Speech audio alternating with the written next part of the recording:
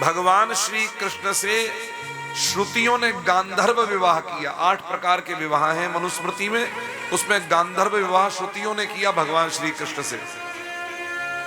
अब ऋषियों का ऋषि जो गोपी रूप में आए, इसका वर्णन कहां है तो वो सुने। भगवान रघुनंदन राम जब वन में गए हैं तो दंडकारण्य वन के ऋषियों ने भगवान के रूप को देख करके उन पर मोहित होते हुए श्री राम से कहा, हे श्री राम, हम आपको पति रूप में पाना चाहते हैं। आपको देख करके आपके रूप, आपके शील, आपके सौंदर्य, आपकी मर्यादा, इन सबको देख करके हम तो मोहित हो गए हैं, आपको पति रूप में पाना चाहते हैं। भगवान श्री राम ने कहा, हे ऋषियों, ये मेरा मनुष्य मर्यादा पुरुषोत्तम अवतार है मनुष्य के रूप में, तो ये तो संभव नहीं है। लेकिन आगे आने वाले समय में जब मैं लीला पुरुषोत्तम श्री कृष्ण अवतार लेकर के आऊंगा तो आप सबके सब ऋषि गोपी रूप में जन्म लेकर के आएंगे। ये भगवान राम ने कहा। इसका वर्णन भी पद्म पुराण के उत्तरखंड में श्लोक आता है। पुरा महर्षयः सर्वे दंडकारण्यवासिनः रामं दृष्ट्वा हरिं तत्र भोक्तुमैच्छन् सविग्रहम् ते सर्वे स्त्रीत्वमापन्ना समुद्भूताश्च गोकुले हरिं संप्राप्य कामेन ततो भुक्त्वा भवार्णवात्। तो ये सब के सब गोपी रूप में आए। अच्छा, एक बात और, भगवान राम हैं ही ऐसे जिनको देख करके विदेह भी, जो सीता जी के पिता हैं, वे भी मोहित हो गए।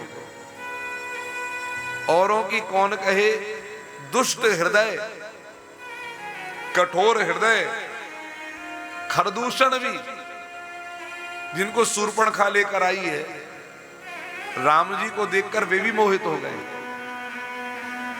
गोस्वामी तुलसीदास जी रामचरितमानस में लिखते हैं, अच्छा किसी की बहन का कोई नाक कान काट दे तो भैया चुप रहेगा? ओ भैया महाराज, खरदूषण आए, हम मार डालेंगे बहन तेरे साथ जिसने ऐसा किया। लेकिन जब अकेले राम जी का दर्शन किया तो क्या कहते हैं, यद्यपि भगिनी, ओके लेट इट बी, मान लिया ये हमारी जो भगिनी है, जो बहन है, इसको कुरूप कर दिया, यही तो है। यद्यपि भगिनी कीन कुरूपा, लेकिन उसके बाद भी हम एक ही बात कहेंगे, वध लायक नहीं भूप अनुपा। ये वध लायक तो नहीं है, बताओ राम को देखकर प्रेम। तो जब दुष्ट हृदय में भी राम को देखकर इतना प्रेम हो सकता है, तो पवित्र हृदय वाले ऋषियों को राम से प्रेम हो जाए तो कौन बड़ी बात है। तमोगुणी जब दैत्यों को, राक्षसों को राम से प्रेम हो सकता है, तो रजोगुणी देवताओं की कन्याओं को अगर भगवान से प्रेम हो जाए तो कौन बड़ी बात है। सतोगुणी ऋषियों को राम से प्रेम हो जाए तो कौन बड़ी बात है। अरे बाप दशरथ को प्रेम हो गया, राम से कितना प्रेम हो गया। विश्वामित्र आते हैं, अपना दुख रोना रोते हैं कि महाराज मारीच और सुबाहु आकर के ऐसा ऐसा काम करते हैं, यज्ञ होने नहीं देते। दशरथ ने कहा, महाराज मेरे लिए आप आज्ञा करें, मेरी चतुरंगी सेना चली जाएगी, आप कहेंगे तो महाराज हम आ जाएंगे, और क्या कहें, आप प्राण भी मांगोगे तो हम प्राण भी देने को तैयार हैं आपके लिए। तो बोले दशरथ, इतना सब कुछ करने की आवश्यकता नहीं, तो क्या करना है? बोले ज्यादा नहीं, केवल राम और लक्ष्मण हमें दे दो। जो दशरथ थोड़ी देर पहले कह रहे हैं प्राण भी मांगो तो प्राण भी दे देंगे, तो दशरथ क्या कहते हैं, बोले कम से कम विचार करके तो बोलना चाहिए, आप बोल क्या रहे हैं? हे मुनिवर, आप बिना विचारे बोल रहे हैं, क्यों? सब सुत प्रिय, सब सुत प्रिय, मोहि प्राण की नाई। सारे पुत्र मुझे प्राण के समान प्रिय हैं। तो विश्वामित्र का फिर तो क्या दिक्कत है, अभी थोड़ी देर पहले तुमने कहा प्राण भी मांगो तो देने को तैयार है, तो तुम्हारे तो 4-4 प्राण हैं, हम तो 2 ही मांग रहे हैं। आपको समझ नहीं आ रहा मैं कह क्या रहा हूं? बोले स्पष्ट कह दो, तुम कहना क्या चाहते हो? तब कहते हैं सब सुत प्रिय, मोहि प्राण की नाई, राम देत नहीं बनहि गोसाई। मुझे सब पुत्र प्राण के समान प्रिय हैं, लेकिन मैं राम नहीं दे सकता। इससे ज्यादा स्पष्ट कुछ होगा? इतना प्रेम राम के प्रति दशरथ का, इतना प्रेम विदेह राज जनक का, इतना प्रेम ऋषियों का, खरदूषण का प्रेम नहीं। तो देवताओं की कन्या ने भी आराधना करी है। और चीर हरण के प्रसंग में मैंने आपको अभी बता दिया है, ये गोप कन्याओं को भी भगवान ने वचन दिया है, अभी नहीं, बाद में आ गया समय। ये गोप कन्याएं भी हैं, ये पूर्व जन्म से ही भगवान को चाहती हैं और मन ही मन भगवान को अपना पति मान चुकी हैं। इन्होंने कोई अन्य विवाह किया ही नहीं, किसी से विवाह नहीं किया। ये वो कन्या है, ये कात्यायनी माता का पूजन करने गई हैं, वहां पर क्या कह रही हैं? नंद गोप सुतम देवी पतिं मे कुरुते नमः। हे देवी, हमें तो नंद का सुत तो पति रूप में प्राप्त हो, यही प्रार्थना की। इसलिए इन्होंने किसी और से विवाह ही नहीं किया, मानस रूप में कृष्ण को ही अपना पति मान लिया है। कृष्ण गृहीत मानसा, यही है। तो ये 4 प्रकार की गोपियां हैं जो इस महारास में प्रवेश करती हैं। हाड़ मास की, इनमें मनुष्य कोई नहीं है।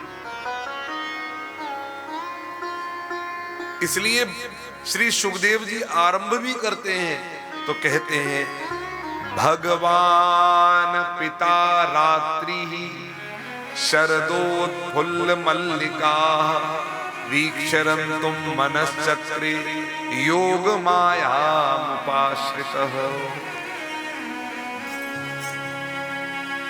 भगवान पिता रात्रि, ये भगवान का महारास है। अब इस महारास का दूसरा उद्देश्य भी बता दूं। इस महारास का एक नाम और है। क्या नाम है इस महारास का? काम मद भंग लीला। काम मद भंग लीला इस महारास का एक नाम है। इसका अर्थ क्या है? ब्रह्मा ने जो बछड़ा चुराए थे, सखा चुराए थे और भगवान बछड़ा सखा बने थे, 1 वर्ष तक लीला में भगवान ने ब्रह्मा का मान भंग किया कि तुम अपने आप को सृष्टि का रचयिता समझते हो, हम तुम्हारे बाप लगते हैं, हमारी सृष्टि देखो। तो वो लीला ब्रह्मा के मान भंग करने की लीला थी। इंद्र ने जब वर्षा करी तो भगवान ने 7 दिन गिरिराज उठाया। उस लीला का नाम इंद्र मद भंग लीला, इंद्र का मद भंग कर दिया। और अब अभिमान हो गया कामदेव को। कामदेव कौन है? ये महाराज वासना का स्वामी है, गॉड ऑफ लस्ट।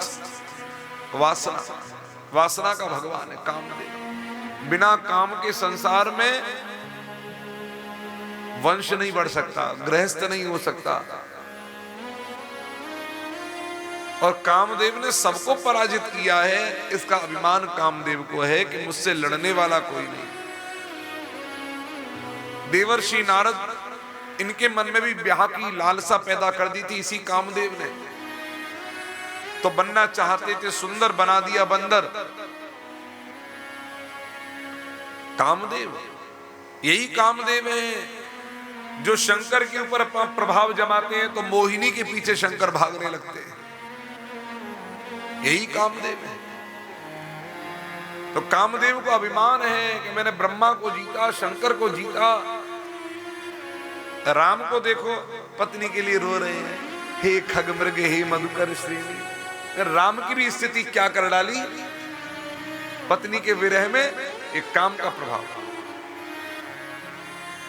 अब मुझसे लड़ने वाला कोई नहीं। तो देवर्षि नारद की भेंट एक बार काम से होती है। नारद जी तो भागने लगे, कामदेव ने हाथ पकड़ा, कहां जा रहे हो देवर्षि? बोले काम मुझसे दूर ही रहे। बोले हम एक बार जिसको जीत लेते हैं उससे दोबारा लड़ते नहीं, हारे हुए से हम क्या लड़ेंगे? लेकिन हमारे मन में लड़ने की इच्छा है, त्रिलोकी में हमसे लड़ने वाला कोई नहीं। आज लड़ने की इच्छा है ऋषिराज मेरे लिए, वीर तो बताओ जिससे करूं संग्राम में। बोले तब नारद काम इतना अभिमान क्यों, तुमने सुना नहीं श्री कृष्ण के नाम को। कामदेव ने कहा सुना है, तो जाओ उनके पास। कहां मिलेंगे? पता नोट करो। भारत के मध्य मथुरापुरी के अंतर्गत सीधे चले जाना तुम वृंदावन धाम को। कदम्ब के नीचे खड़े वंशी बजाते मिले, मानू मैं तुम्हें जब जीतो घनश्याम को। कामदेव को मानो चुनौती मिल गई और कामदेव आया। भगवान वंशी बजा रहे थे। कामदेव ने चरणों में प्रणाम करी। भगवान ने कहा काम कैसे आए? बोले एक काम है। क्या? आपसे युद्ध करने की अभिलाषा है। भगवान ने कहा हम अभिलाषा जरूर पूरी करेंगे, हम अभिलाषा जरूर पूरी करेंगे। कब करना चाहते हो? बोले आप जब कहें शीघ्र से शीघ्र। भगवान ने तो आज रात को ही सही, आज रात को। हाँ बस, तो रात को तो मेरा प्रभाव बहुत रहता है। बोले बिल्कुल ठीक। और स्थान, वेन्यू, अरे यमुना का पुलिंग पावन तट, आहा हा, ये सब चीजें तो मेरे प्रभाव को बढ़ाने वाली हैं। भगवान ने कहा हम तो सारा चीज यही चाहते हैं कि सब चीजें तेरे प्रभाव को बढ़ाने वाली हो और उसके बाद भी तेरा हम पर कोई प्रभाव ना पड़े, तब तो मजा है। सारी चीज तेरे अनुकूल है। समय ठीक रात्रि के 12 बजे, जिस समय काम बढ़ा हुआ रहता है। ठीक। कामदेव गया, भगवान को प्रणाम करके भगवान ने मनी मन विचार किया, जो आते ही आते और जाते ही जाते प्रणाम कर रहा है वो युद्ध क्या खाक जीतेगा? कोई बात नहीं। आज भगवान ने रात्रि के समय चंद्रमा को देखा, खिड़की खोली, चंद्रमा दिखाई दिया। चंद्रमा को देख करके श्री रासेश्वरी राधा रानी किशोरी जी का स्मरण भगवान को आया। क्यों भैया? साले को देख करके घरवाली की याद आ जाती है। ये कौन है? ये भगवान का साला है चंद्रमा। समुद्र से ही लक्ष्मी निकली है, समुद्र से ही चंद्रमा निकला है और दोनों ही भीतर भाई बहन के संबंध से प्रेम से रह रहे हैं। आज चंद्रमा को देखा तो मानो भगवान ने अपने साले को देखा। तो श्री रासेश्वरी राधा रानी का स्मरण हुआ है। वंशी बजाई, निशम्य गीतम तदनंग वर्धनम व्रज स्त्रियः कृष्ण गृहीत मानसा। महाराज, श्री राधा रानी के कान में जो आवाज गई, राधा रानी उठ करके खड़ी हुई दौड़ने के लिए, पर रुक गई। क्यों? एक बार में बुलाएं तो फिर ज्यादा मान मिलता नहीं, 2-4 बार कहें आओ आओ आओ आओ तब विचार करें चलने। भगवान ने कहा राधे तुमको बुलाने के लिए तो जन्म जन्म में बंशी बजाने को तैयार हूं। पुनः बंशी बजाई, राधा रानी दौड़ी, जितनी गोपांगनाएं सबके कान में आवाज गई, सब दौड़ी। प्रेम का लक्षण क्या है जानते हैं?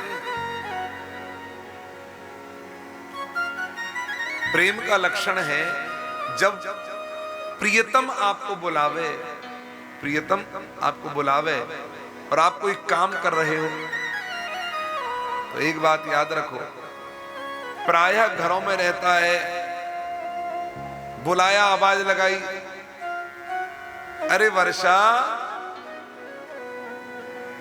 अब वर्षा कुछ काम कर रही है, बात समझ, तो क्या कह दिया? मम्मी अभी आती हूं काम करके।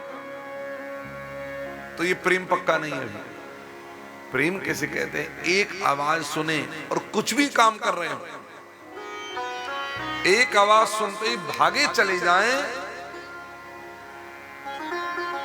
काम एक तरफ, प्रियतम एक तरफ। यह है प्रेम का असली लक्षण। एक जूता बनाने वाला मोची, वो जूता बनाने का क्या करता है? काम करता है। अब वो जूता बना रहा है, 10 रुपए, 15 रुपया, 20 रुपया। एक भिखारी भीख मांग रहा है, वो क्या कर रहा है? अपना काम कर रहा है। जूता बनाने वाला अपना काम कर रहा है, भीख मांगने वाला अपना काम कर रहा है। अचानक से कोई आया, 2015 की बात बता रहा हूं, और 2-2 हजार की नोट लुटाई। अब बताओ, जूता बनाने वाला जूता बनाता रहेगा, भीख मांगने वाला भीख मांगता रहेगा, कि सब छोड़ के भागेगा?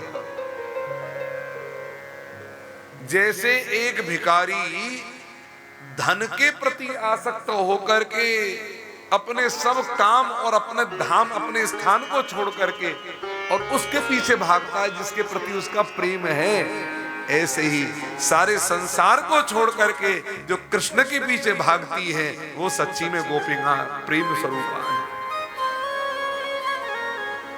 गोस्वामी तुलसीदास जी वर्णन करते हैं, धाये धाम काम सब त्यागी, धाये धाम काम सब त्यागी, धाये धाम काम सब त्यागी, धाये धाम काम सब त्यागी, मनहु रंग निधि लूटन लागी, मनहु रंग निधि लूटन लागी, मनहु रंग निधि लूटन लागी, मनहु रंग निधि लूटन लागी, धाये धाम काम सब त्यागी, धाये धाम काम सब त्यागी, मनहु रंग निधि लूटन लागी, मनहु रंग निधि, मनहु रंग निधि, मनहु रंग निधि लूटन लागी। मनहु रंक माने गरीब, निर्धन, और निधि को लूटने के लिए दौड़ता है, खजाने को लूटने के लिए दौड़ता है। वैसे ये गोपांगनाएं कोई वस्त्र पहन रही है, जो कृष्ण की कान में वंशी गई तो नीचे के ऊपर, ऊपर के नीचे जैसे हुए चल पड़ी। कोई काजल लगा रही है, एक आंख में काजल लगा, दूसरी आंख में लग ना पाया, सुना, दौड़ी। एक चोटी बना रही है, एक चोटी बंध पाई, दूसरी बंध भी ना पाई, दौड़ी। कोई बच्चे को दूध पिला रही है, छोड़ी, दौड़ी। भाव, जो जिस अवस्था में है उस अवस्था में ये है। हाड़ मास की इनमें से एक नहीं है। और भगवान ने इनका स्वागत किया। ये रात्रि भी अलौकिक है, साधारण रात्रि नहीं है। ब्रज की लता पता भी गोपी रूप में परिणत हो गई हैं, क्योंकि प्रतीक्षा कर रही थी कभी ये अवसर आवे। भगवान ने सबका स्वागत किया। स्वागत करके भगवान ने इनकी परीक्षा ली।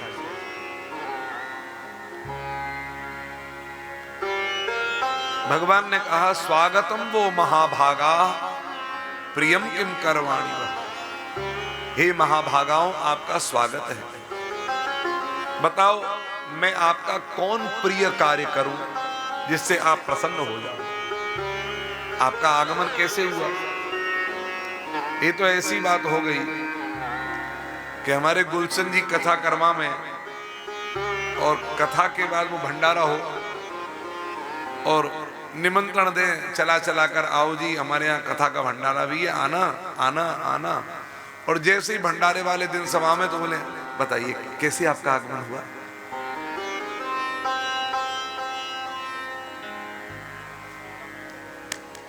मामला फेल हो गया सारा का सारा महाराज।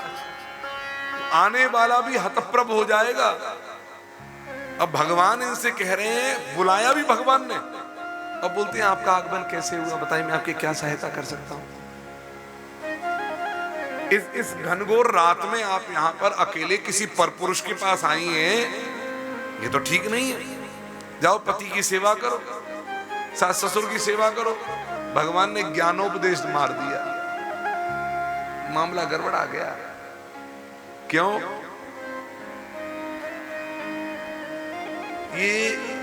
ये तो कोई गोपियां हाड़ मास वाली साधारण है नहीं।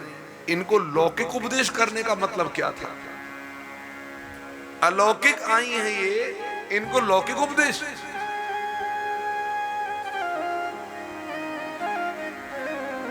महाराज अब हम आपको क्या बतावें। एक देवी जी है, देवी जी वो तथाकथित कथावाचिका है, और उनका विवाह हो गया। तो उनसे पूछा गया इंटरव्यू में कि आप कथा करती हैं, जबकि हालांकि स्त्रियों के लिए कथा निषिद्ध है, फिर भी इंटरव्यू वाले ने पूछा वो जैसा है, तो बोले आप कथा करती हैं, आपका विवाह हो गया है, तो वैसे आप जैसे मंच पर बैठकर व्यासपीठ पर बैठ के कथा करती है तो खूब उपदेश सा करती हैं, तो क्या अपने सास ससुर को भी आप वैसे ही उपदेश करती हैं, या बहू बन के सेवा करती हैं कि कभी कुछ बना दिया उनके लिए, कभी कुछ कर दिया? ये तो देवी क्या कहती है जानते हो? मेरे ससुर जी तो नहीं है, ठीक है, उसके लिए तो भैया हम भगवान से प्रार्थना करें, आनंद से रहें। मेरी जो सासू माँ है, बस मुझे अपनी पुत्री जैसा ही मानती है, पुत्री जैसा। मेरे घर में मुझसे कभी किसी ने काम नहीं करवाया, कभी नहीं करवाया। और पापा तो कह दे, मम्मी कभी कुछ कह दे करने के लिए, तो पापा कह दे पढ़ने दो, इसे पढ़ने दो, इसे काम मत बोलो। और मुझे ऐसी सास मिली है, मेरी मम्मी जैसी सास है, मुझसे शादी के बाद से लेके अब तक कभी कुछ बनवाया ही नहीं। हे भगवान। और यहां तक कि अपने आप ही चाय बना करके ले आती है मेरे लिए, बेटी तू पी। मैंने धन्य है ऐसी देवी, और धन्य है ऐसी सास। वाह। हमारे यहाँ विवाह के बाद तो रसोई होती है, बहू बनाती है, नेक मिलता है, लेकिन इसको बिल्कुल नहीं बोला गया, बिल्कुल नहीं। सास भी लेकर के महाराज आवे तो हमें एक आरती याद आती है, एक आरती जो आजकल बनाई गई। और धन्य है ऐसा दूल्हा भी, या कि मैया बहू की सेवा करे।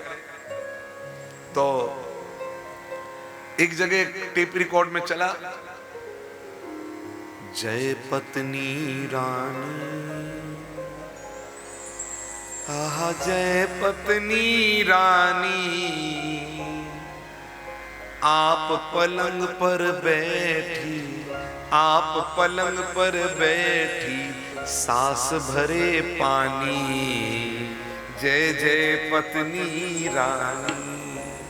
अब वैसे ही बज रही है, तू काहे को बजा रहा है, इतनी वैसे ही बज रही है। नारायण। तो अब आप विचार करके देखें, जब ऐसा भविष्य होगा सनातन धर्म के मंच से प्रचारकों का, तो क्या सनातन संस्कृति बच पाएगी? ऐसे लोगों से सनातन धर्म बचेगा?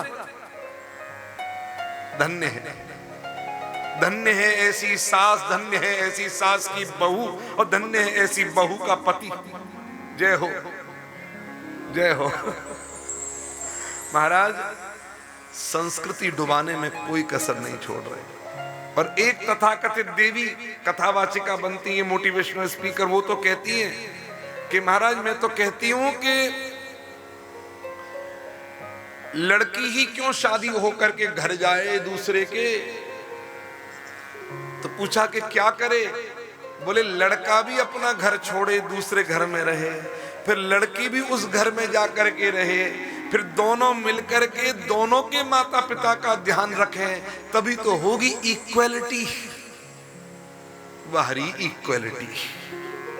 फिर तो ऐसी बात है, इक्वलिटी करनी है तो फिर लड़के के पेट से बच्चा पैदा हो। इक्वलिटी इसके बिना कैसे होगी? अरे साहब, जो प्रकृति ने बना दिया है, उस प्रकृति के बने हुए को छेड़छाड़ मत करो। स्त्रियां क्यों झुके? क्यों? पुरुष क्यों नहीं झुक सकता? ऐसा नहीं कि नहीं झुक सकता। हमारे यहां पर जब विवाह होता है तो हार पहनाया जाता है एक दूसरे को। पहले हार वो कन्या पहनाती है, आजकल तो एक नाटक चला दिया है, ओ और ऊपर हो जाए और ऊपर हो जाए, दोस्त उठा लें, ये सब ये अमर्यादित चीज हमें हो गई, ये छिछोरापन है, ये चीज मर्यादा की नहीं। ही हल्ला कर लियो या मैं कर लियो। लेकिन इसका एक बड़ा महत्व है। जब कन्या लड़के के गले में, वर के गले में, दूल्हा के गले में हार डालती है, तो नियम यह है कि वर उसको स्वीकार करे, और फिर वर हार डाले तो कन्या उसको स्वीकार ले। ये हार में श्लेष है, हार में श्लेष। क्यों? इसको भी हार कहते हैं, पुष्पहार। और जीवन में जीत के साथ एक और शब्द जुड़ा है, जीत हार। ये कितना सुंदर संकेत है कि जब पति पत्नी में पहली बात तो कोई बहस हो नहीं, लेकिन कदाचित कभी कोई बात हो जाए तो कभी पति अपने हार को स्वीकार ले, कभी पत्नी अपनी हार को स्वीकार ले, तो गृहस्थ की गाड़ी बढ़िया चलती रहेगी। लेकिन जहां उस ईगो में आ जाए, नहीं हम नहीं झुकेंगे, नहीं हम नहीं, मैं, समस्या वहीं पर है। देखो, नारी की प्राथमिकता हमेशा, नारी का जीवन विनम्रता से भरा हुआ हो, शीलता से भरा हुआ हो। हमेशा गाड़ी में बैठने पे लेडीज फर्स्ट क्यों हो? जीवन में समझौते करने में भी नारी फर्स्ट क्यों नहीं हो पहल करने में? आप जीवन में याद रखें, नदियां ही समुद्र की ओर बह करके जाती हैं, नदियां ही समुद्र की ओर बह करके जाती हैं। समुद्र माने पुरुष, नदियां माने स्त्रियां। अगर हम समर्पित प्रेम की धारा की बात कहें तो नदियां जाकर समुद्र में मिल जाती है, और नदियों का जल मीठा रहता है, समुद्र तो खारेपन से भरा हुआ रहता है। लेकिन नदियां उल्हाना नहीं देती कि तुम खारेपन से भरे हुए हो। और समुद्र कभी इस बात में ये कहे कि तुम इतनी दूर से बह करके आ रही हो, चलो 10, 5, 50 किलोमीटर हम भी बह जाते हैं, ये भी समुद्र काम नहीं करता। समुद्र एक ही काम करता है, तुम बह करके आओ, मैं तुम्हें अपने अंदर समा लूंगा। समा करके क्या करूंगा? जैसा मैं हूं तुमको वैसा ही बना दूं। तो कहती मैं तो चाहती हूं जैसे तुम हो वैसी मैं बन जाऊं। तो नदियां बहते बहते आती हैं, समुद्र में मिल जाती हैं, अपना अस्तित्व खो करके अपनी मिठास तो खो देती हैं, अपना प्रवाह खो देती हैं। लेकिन समुद्र क्या देता है? समुद्र नदियों को देता है विशालता, समुद्र नदियों को देता है अनंत। नदियां का अंत है लेकिन समुद्र का कोई अंत नहीं है। नदियों के तट हैं लेकिन समुद्र का कोई तट नहीं है। अर्थात तुमको अपने में मिला करके मैंने विशालता दी है, मैंने अनंतता दी है और मैंने तुमको अपने जैसा बना करके अविनाशी बना दिया है।